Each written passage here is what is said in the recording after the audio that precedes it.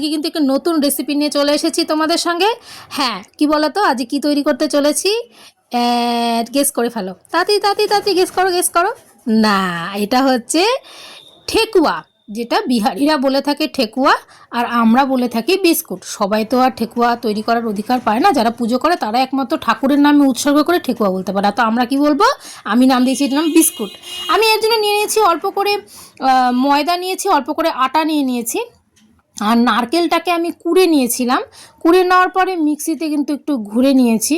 দেখো একটু মানে দানাগুলো কিন্তু আরও মানে ছোটো ছোটো হয়ে গিয়েছে। বেশি বড় দানা থাকলে কিন্তু কচকচ করে, ভালো লাগে না।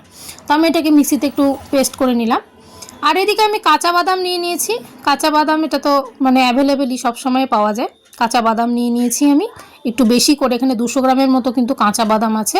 আর কাঁচা বাদামটা কিন্তু একদম ফ্রেশ। আর এদিকে আমি সুজির প্যাকেট নিয়ে নিয়েছি। তোমরা যে কোনো ব্র্যান্ডের কিন্তু সুজির প্যাকেট নিতেই পারো। আর সুজিটা তো লাগবেই, এটা বানাতে সুজিও লাগে। আর লাগে আর একটা উপকরণ, সেটা হচ্ছে গুড়। তো গুড় এখানে কিন্তু আমরা মানে আখের গুঁড়ো অনেকে ইউজ করে থাকে, আমরা কিন্তু আখের গুড়ই ইউজ করছি এখানে।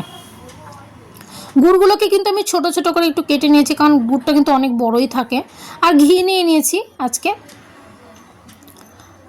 আজকে এই বিস্কুটটা তৈরি করে দেখাচ্ছে আমার দিদি ভাই। আমি আমি ইনস্ট্রাকশন দিচ্ছি, আমার দিদি তৈরি করছে। তো দিদি আজকে এটা বানিয়ে নিচ্ছে। দিদি এসেছে আমাদের বাড়িতে, তো আজকে দিদি ট্রাই করছে যে বুনু একটা নতুন ধরনের রেসিপি ট্রাই করাই যেতে পারে। তো দিদিকে আমি বলছি, দিদি রেডি করছে। আর দিদিরা তো অনেক কিছু রেডি করে না, অনেক কিছুই করে রান্না। তো দিদিরা যখন এসে যখন করে খাওয়াতে চাচ্ছে, তাহলে তো কর, ভালোই তো হয়, তাই না? আর খেতে তো খুবই ভালো লাগে, আমার তো জাস্ট ওয়াসম লাগে। আমি এটা প্রচুর খেয়েছি, মানে ছট পুজোর সময় দিয়েছিল অনেকে প্রসাদ। তো প্রসাদ খেয়ে খাওয়ার পরে কিন্তু মনে হচ্ছিলো যে আর একটু হলে ভালোই হয়, দেখি বাড়িতে ট্রাই করি।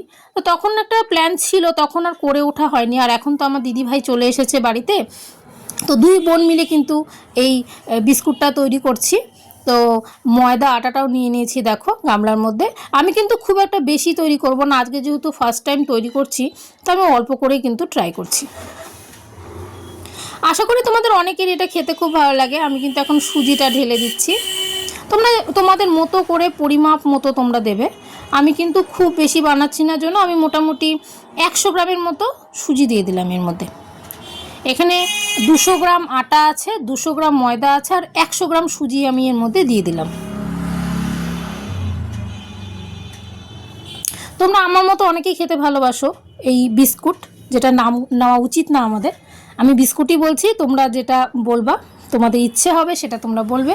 তোমরা নাম দেবে নিজের মতো করে, তোমরা বাড়িতে তৈরি করবে, বাট আমি কিন্তু এটাকে বিস্কুটই বলবো। দেখো সমস্ত উপকরণ, ঘি, তারপরে কিন্তু বাদাম, গুড়, আর সামান্য একটু নুন দিয়ে দিয়েছি এর মধ্যে। টেস্টটা খুব ভালো আসে নুন দিলে কিন্তু। আর অবশ্যই এটাকে সুন্দর করে মেখে নেওয়া হচ্ছে। এটা ময়ামের উপরে কিন্তু এটা মানে স্বাদ নির্ভর করে, যতটা ভালো ময়াম দিতে পারবে দেখবে দলা দলা হয়ে আসবে। এ দেখো দলা দলা হয়ে আসবে, তখন ভাববে যে এটা অনেকটা হয়ে এসছে। দেখো এরকম হবে জিনিসটা দেখতে।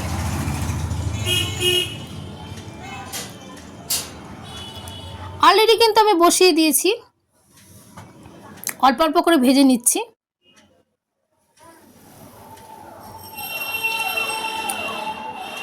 আটটা করে ভাজছি, খুব একটা বেশি করছি না, আজকে প্রথম দিন তাই আমি একটু অল্প করেই ট্রাই করছি।